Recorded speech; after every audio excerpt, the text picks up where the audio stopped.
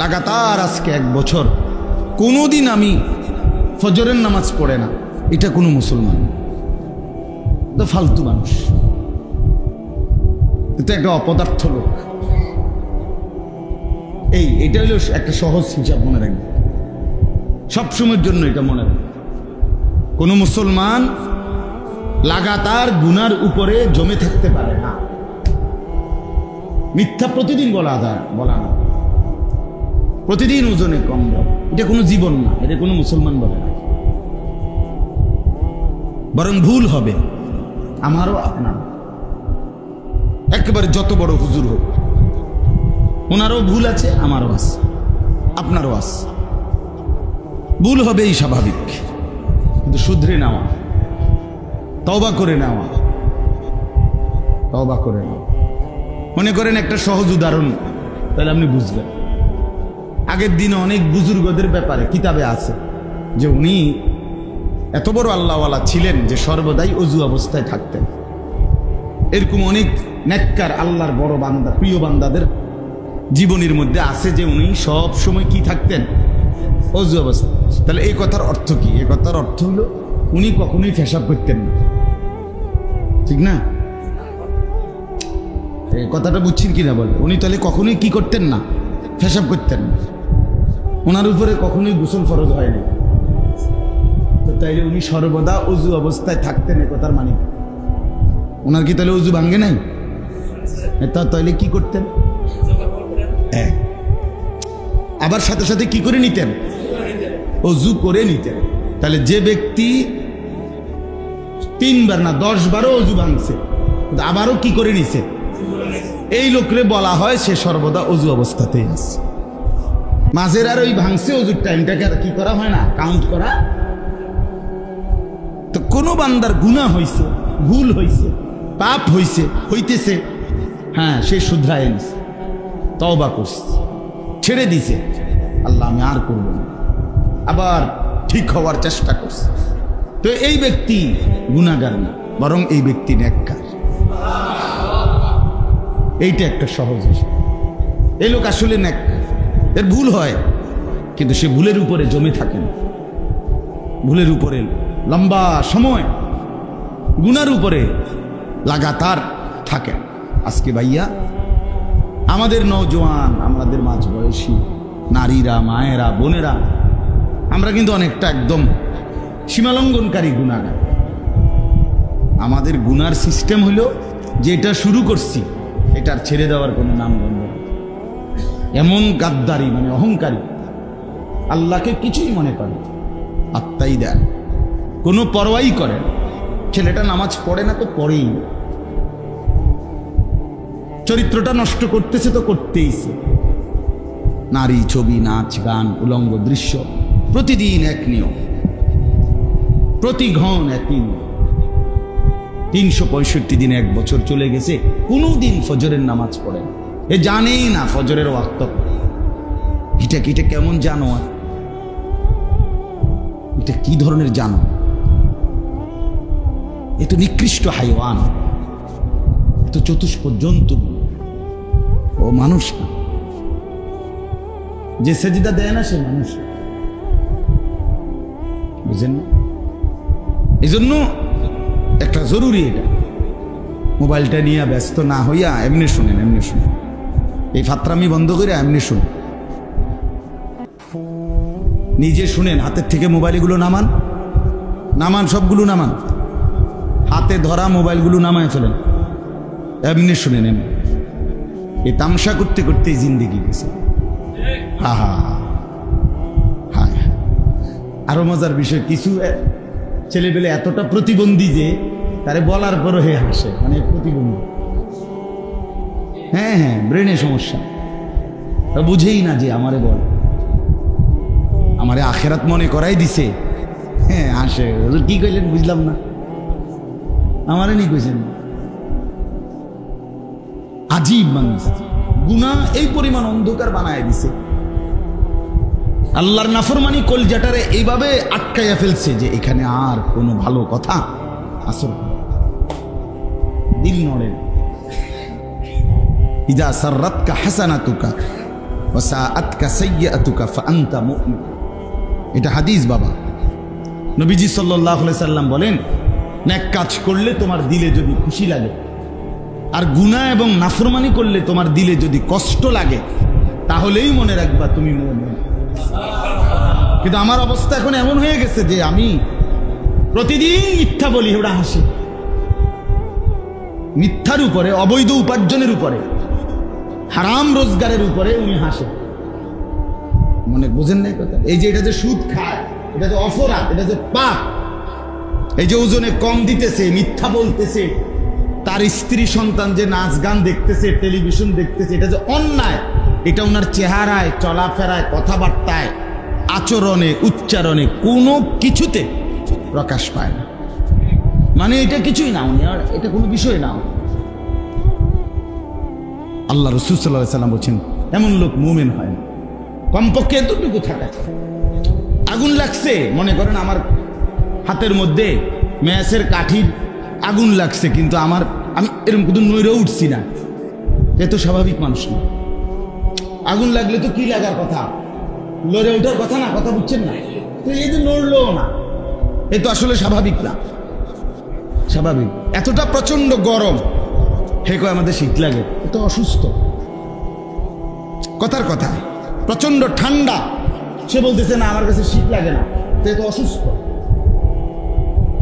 এতগুলো মিথ্যা, এতগুলো চুরি, এতগুলো জিনা, এতগুলো দুর্নীতি, এতগুলো অবৈধ উপার্জন, এতবার করার পরও তার কলিজায়, শরীরে মুসলমান হিসাবে কদ্দুর নড়েও না, কদ্দুর অনুভূতিও তো না। এটা কিসের মুসলমান বলে? ওই কিসের মুসলমান? ও তো হাইওয়ান, ও তো চতুষ্পদ জন্তু। আপনারা দেখেন আপনাদের ছেলেদের দিকে, আমি তো চিল্লাইতে প্রতিদিন চিল্লাই, আপনারা আপনাদের ছেলেদের দিকে দেখেন, কোনো কিছুকে কিছুই মনে করেন। কিসের আল্লাহ, কিসের খোদা, ইসলাম কি, আবার কোরআন কি, রাসূল কি, ভদ্রতা কি, বাবা মার সম্মান কি, বংশের ইজ্জত কি, কিচ্ছুর কোনো বিষয় না। আমার মনে যা চাই, আমার মনে যা চাই, আমার মনে যা চাই, চুল, পোশাক, লেবাস, জামা, গেঞ্জি, শার্ট, স্টাইল, কথাবার্তা, সারাদিনের আড্ডা, মোবাইল, সারাদিন হের মনে যেটা চাই এটা। বাবা মা, বংশ, কোরআন, ইসলাম, রাসূল, আল্লাহ, কিচ্ছুর ব্যাপারে তার কোন মাথা ব্যথা না, সে জানেই না এগুলো। ভাইয়া, তারে মানুষ বলে না। সম্পূর্ণ মনের ইচ্ছা মতো যে চলে, খোদার কসম, আল্লাহ তারে বলছে সে জানোয়ার। কি বলছে? জানোয়ার। এগুলো আমি প্রতিদিন একবার হলেও বলি, প্রতিটা বয়ানে বলি। এটা তো কোনো কথা হইতে পারে না। ভুল হবে, ভুল আমারও, আপনারও। কথাটা আমার বুঝছেন না? গুনাহ আমার নাই না, আমি তো ব্যস্তের থেকে ঘুরে আইছি নাকি? হ্যাঁ, ব্যস্ত আমার আব্বার সম্পত্তি। কথা বলেন না? হাসরের ময়দানে আমার এই হিসাব দিতে হবে কিনা, আপনারই দিতে হবে কিনা? ভুল তো হবেই। 6 মাসে আমার আজকে একদিন জামাত ছুটে গেছে, হবেই তো, এমনটা তো হতেই পারে। 3 মাসে আমি আজকে ফজরের নামাজে উঠতে দেরি হয়ে গেছে, হতেই পারে। কিন্তু লাগাতার মিথ্যা বলে, লাগাতার চুরি করে মানুষ। মুসলমান প্রতিদিন সুদ খায়, মুসলমান প্রতিদিন কিস্তি লয়, মুসলমান প্রতিদিন নাচ গান দেখে, মুসলমানের বিবি প্রতিদিন বেপর্দা হবে, মুসলমানের মেয়ে প্রতিদিন বেপর্দা হবে, মুসলমানের ছেলে সারা রাত প্রতিদিন নাচ গান, উলঙ্গ ছবি দেখবে। এটা মুসলমান? বলেন আপনার বিবেকে কি বলে? ছেলেরা তোমরা বলো ভাই, তোমাদের বিবেকে কি? যদি বিবেকটুকুও কাজ না করে, আকল দেমাগও কাজ না করে, তো মানুষ আলাদা কেমনে হইল? মানুষকে তো আল্লাহ তাআলা কেন শ্রেষ্ঠ বলছেন? আলাদা দেমাগ দিছেন, কথা বলেন না কেন? আকল দিছেন কিনা, তারে পার্থক্য করার মতো শক্তি দিছেন কিনা আল্লাহ তাআলা? এই জন্যই তো তারে হালাল হারাম দিছেন আল্লাহ, তাকে পার্থক্যের মতো শক্তি দিছেন তার ব্রেনে। দিমাগ দিছেন আল্লাহ, এজন্য সে আশরাফুল মাখলুকাত। ওয়ালাকাদ কাররামনা বনি আদম, কোরআনে আছে আল্লাহ তাআলা বলেন আমি আল্লাহ আদম সন্তানদেরকে সম্মানিত করেছি, সম্মানিত করেছি। এ তো গরু ছাগল না, এ কুকুর বিড়াল না। আপনি বলেন কোন গরু ছাগলের জন্য বা কুকুরের জন্য বা বিড়ালের জন্য, ধরেন একটি বিড়ালের জন্য কয় ঘরের খাবার খাওয়া হালাল আর কোন ঘরের খানা খাওয়া হারাম? কোনছে? আপনার বাপ দাদা 14 গোষ্ঠী চিনি না, কথা বলেন না কেন? আছে এমন কোন নিয়ম আছে?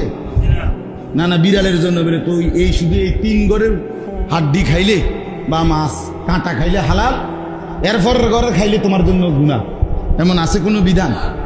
বিড়ালের কোনো বিধান আছে কোনো হালাল হারামের? ও তো জানোয়ার, এই জন্য এ তো চতুষ্পদ জন্তু, এই জন্য তার কোনো কি নাই। গরু ছাগলের কোনো হালাল হারাম আছে কিছু? তো তো যে জানোয়ার, যে চতুষ্পদ জন্তু বেটা, তার জন্য না কোনো হালাল হারাম নাই, বিধান নাই। তুমি মানুষের বাচ্চা হইয়া তোমার জন্য বিধান থাকবে না কেন? আর তুমি যদি সেই বিধান নাই মানো, হালাল হারাম নাই মানো, পাক নাফাক নাই মানো, তো তুমি মানুষ হইলা কেমনে? মানুষ হইলা কেমনে বলে? এই জন্য বন্ধু, বাবা, জওয়ান সবাই মিলে দুনিয়া যতই যৌবন কালে হোক আর বৃদ্ধকালে হোক, দুনিয়াটাকেই যদি পুরা ভালোবেসে ফেলি, আমরা যদি শুধু দুনিয়াটাকেই কামড়াইয়া ধরি, তাইলে কিন্তু মুশকিল হবে। আমাদের আখিরাত নিশ্চিত, আমাদের পরকাল নিশ্চিত, কবর নিশ্চিত, মৃত্যু নিশ্চিত। মৃত্যু হবে তো? কথা বলেন না কেন? মৃত্যু হয় তো? হ্যাঁ। ওয়াজাআত সাকরাতুল মাউতি বিল হক। কোরআনুল কারীমে আল্লাহ বলেন, বান্দা শোনো, মৃত্যুর যন্ত্রণা কিন্তু সত্য সত্যই আসবে। আল্লাহ রাব্বুল আলামিন বলেন, ওয়ালাউ তারা ইযিয যালিমুনা ফি গামারাতিল মাউত। বন্ধু, নাফরমান পাপী মৃত্যুর সময় কি পরিমাণ যন্ত্রণা ভোগ করে আপনি বন্ধু যদি সরাসরি দেখতেন, পাগল হয়ে যাইতেন। আল্লাহ বলেন, বান্দা তোমারে যদি দেখাইতাম নাফরমান পাপীর জান কবজের সময় মালাকুল মউত যখন টান মারে রূহ, তখন তার অবস্থাটা কেমন হয় যদি দেখতা বান্দা, তাইলে এই পৃথিবীর কোনো কিছুই আর স্বাদ মজা লাভ করতা না।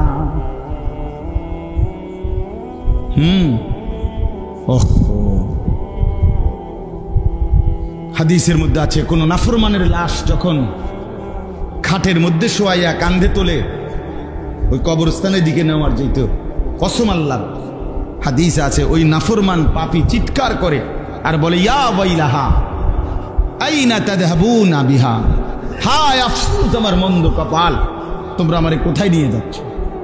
কেন নিয়ে যাচ্ছ? কেন নিয়ে যাচ্ছ? কেন নিয়ে যাচ্ছ? আল্লাহ নবী সাল্লাল্লাহু আলাইহি সাল্লাম বলেন, আল্লাহর সমস্ত সৃষ্টি, শুধু মানুষ এবং জিন ব্যতীত আল্লাহর সমস্ত সৃষ্টি নাফরমানের সেই চিৎকার শুনতে পায়। ওয়ালাউ সামিআ আলা সাইকা, এরপরে নবী বলেন, যদি মানুষ শুনতো একবার, তো মানুষ সাথে সাথে বেহুশ হইয়া পড়ে যাবে। বিশ্বাস কর, কোন নাফরমান লাশের খাটিয়ার মধ্যে যে চিল্লায়, এইটা যদি কোনো মানুষ কোনোদিন শুনতো, তো কেউ আর জানাজার লাশ কান্ধে লইত, কান্ধে লইতো না। বল, যদি চিৎকার মারে, যদি চিৎকার মারে। রাসূলুল্লাহ সাল্লাল্লাহু আলাইহি সাল্লাম বলছেন, আপনারাও তো জানেন, আপনারা অনেক শুনছেন এই কথা, যে মানুষ মারা গেলে তারে নবীজি বলছেন জলদি জলদি দাফন দাও। দেরি করা উত্তম না তাড়াতাড়ি করা উত্তম? কেন? প্রশ্ন হলো কেন উত্তম? নবীজি যে সাল্লাল্লাহু আলাইহি সাল্লাম বলছেন, যদি নেককার হয় তাইলে তারে তার আপন ঠিকানায় তাড়াতাড়ি পৌঁছায় দাও। যদি নাফরমান হয় তো এই নাফরমানকে তাড়াতাড়ি দুনিয়া থেকে আলাদা করো। বুঝেন নাই কথা? ফেরেশতারা অপেক্ষা করছে। ফালাউলা ইদা বালাগাতিল হুলকুম, আল্লাহ বলেন মালাকুল মউত আজরাইল নাফরমানের রুহু কবজের সময় যখন টান মারে, একটা টানে কলিজা ছিঁড়া রুহুটা কণ্ঠনালীর কাছে চলে আসে। এই কণ্ঠনালী এখানে। আল্লাহ তাআলা বলেন তখন যদি তোমাদের ক্ষমতা থাকে বাধা দাও না। ফালাউলা ইদা বালাগাতিল হুলকুম, কি হলো তোমাদের? দাও, বাধা দাও, থামাও তারে, এখন বাঁচাও তারে, বাঁচাও। সম্ভব? সম্ভব? আমার ভাই, অতএব বুঝতে শিখি আর না বুঝি, স্বীকার করি কিংবা না করি, গুরুত্ব দেই বা সময়টা নষ্ট করি, আমাদের রাত কিন্তু ফুরায় যাবে, দিন কিন্তু ফুরায় যাবে। আজকের দিন এখন আর নাই, এই রাতও কিছুক্ষণ করে থাকবে না। যুবক ছেলেরাও বলছি, ভাইয়া আমরা বয়স্ক বাবারা, চাচারা, মুরব্বীরা, যুবকেরা, মায়েরা, বোনেরা সবাই মিলে আমাদের হালাত হলো আমরা এখন আইসা পুরাপুরি আমরা যেন অধিকাংশই, অল্প কিছু হয়তো ব্যতিক্রম, বাকি আকসারও বেশতার আমরা দুনিয়াটাকেই খুব বেশি ভালোবেসে ফেলছি। বয়স্ক মানুষের কলজার ভিতরেও দুনিয়ার ভালোবাসা, নওজোয়ানের ভিতরেও দুনিয়ার ভালোবাসা। বয়স্ক মানুষের হিসাব দুইটা, ওয়াতাকাসুরুন ফিল আমওয়ালি ওয়াল আওলাদ। বয়স্ক লোকের হিসাব দুইটা দুনিয়ার ব্যাপারে। এক হলো কি পরিমাণ সম্পদ জমা হইল, সন্তানাদি কোনজনের কি হইল। কোরআন শরীফ আল্লাহ বলছে সম্পদ মোট জমা হইল কোন, বিল্ডিং এর কাম শেষ হয়েছে, রাস্তার লগে দিয়া জমি কিনা শেষ হয়েছে, হ্যাঁ আল্লাহর রহমতে আরো দূর কিনবার লেগে আশা আছি, বাড়ির ফুবি দিয়ে আরো 10 শতক জায়গা তারা বেচবো কয়, বেচে না, হ্যাঁ আজ্ঞায় ফিচ্ছায়। আমিও হায়াত বেশি দিন নাই, আমি থাকতে থাকতে জিফুতের যদি একটু জমিটা লাইন টেন করে দিয়ে যেতে পারতাম, আহা মরলে আর কোনো আমার কি নাই। না না, আপনার দুঃখ থাক, মানে মরলেই তো আপনার বহন করে দিব, আপনার দুঃখ থাকবো কি তা? হ্যাঁ আপনি মরে না চাইবেন, আপনি দুঃখের দেখছেন কি অনুভব। এই হলো বয়স্ক লোকের দুনিয়া। আর নওজোয়ানের দুনিয়া আল্লাহ তাআলা বলছেন জিনাতুন ওয়া তাফাখুর ওয়া তাফাখুরুম বাইনাকুম। নওজোয়ান কিশোর তরুণের দুনিয়া হলো দুই জিনিস, এক হলো সাজগোজ, সাজগোজ সাজগোজ, চুলটার স্টাইল, জামার স্টাইল, প্যান্টের স্টাইল, পাউডার, স্নো, পারফিউম, হ্যাঁ এই নানা রঙের সাজগোজ কতভাবে ডিজাইন করে আপনি দেখবেন, মানে নিজে নিজে, মানে মাতাল যে কি পরিমাণ তাসিরা যে নিজে এমনি ছবি উঠে, এভাবে ছবি উঠে, আর পিছনে দিয়ে ছবি উঠে। আমার তো মনে হচ্ছে তোর যে তার ছিঁড়ে গেছে, তুই এটা ঠিক করছ টাকা তারে, পাগল, মাথা খারাপ, এটা কি? এটা কোন ধরনের পাগল? একটা সুস্থ স্বাভাবিক ছেলে কিভাবে এরম করে, একবার কাইতে হয়, শিখতে হয়, একবার সোজা হয়, একবার বাঁকা হয়। হ্যাঁ আস্তাগফিরুল্লাহ। এই মূল বিষয় হলো সারাক্ষণ ব্যস্ত শরীরের সাজগোজ, এই শরীরটা নিয়ে, শরীরটাকে আপনার সুন্দরভাবে দেখাবে, নিজের মতো সুন্দর, আল্লাহ রসুলের দৃষ্টিতে তো সুন্দর না। এই জন্য বিচিত্র রকমের চুলের কাটিং, বিচিত্র জামা, বিচিত্র। আরেকটা কি? আরেকটা হইল এই শরীরের যৌবনের বড়াই, তাফাখুর, বড়াই, অহংকার। একদম উড়ে এলাম ওটা কথাবার্তা, কিন্তু সাবধান, একদম শুধু মারো, কোপাও, সন্ত্রাসী করো, চাঁদাবাজি করো, খুন খারাপি করো, রাহাজানি করো। মানে যৌবনের শক্তি আছে তো এই মুহূর্তে কিছুই আর মনে করে, কিছুই আর মনে করে না, কিছুই মনে। আজকে বিকালবেলা আমি যখন আসতেছি, আহা এক জায়গায় আমার সাথে একজন লোক দেখা করবে রাস্তার পাথায়, তা আমি এক গাড়ি থামাইছি, উনি আসতেছে, এই যেখানে গাড়িটা থামাইছি রাস্তার পাশে দেখলাম, আমি তাকাইয়া রইলাম অনেকক্ষণ। এই কমপক্ষে 9 জন ছেলে গুনছি, কত সর্বোচ্চ 13, 14, 15 বছরের ছেলে পেলে হবে, 8-9 জন ওরা দাঁড়ায় আছে। আজীব কথা হলো, একটা সিগারেট একজনের পর একজনে টানতেছে, এ হের হাতে দেয়, ওই হর হাতে দেয়, আর এর ধোঁয়া, এর মুখে যে ধোঁয়াটা, এই ধোঁয়াটা আবার তার মুখে ছাড়ে, সে তার মুখে ছাড়ে। হাইসেন না, হাইসেন। কি পরিমাণ অসভ্যতা, কি কোথায় নেমে গেছে সমাজ। 13 বছরের ছেলের যদি এই অধপতন হয়, 14 বছরের ছেলের যদি এই অধপতন, একেবারে মহাসড়কের পাশে তারা, বিষয়টা এমন না যে কোনো মাটির তলে, হাইওয়ে রোডের পাশে, হাইওয়ে রোডের পাশে আমরা কোথায় নেমে গেছি। একটাও আপনাদের 18 বছরের উপরে হবে না বয়স, 14-15 বেশি হবে। তাইলে আমাদের সন্তানরা কি করতেছে বলেন? আপনারা তো জানেনও না।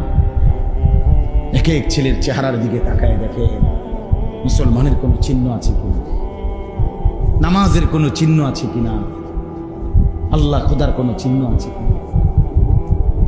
এইখানেই দেখেন, এখানেই দেখেন। দাঁড় করান এখন আল্লাহর ঘরে দাঁড়ায় কসম করে বলতে বলেন যে আজকে সারাদিনে 5 ওয়াক্ত নামাজ পড়ছি।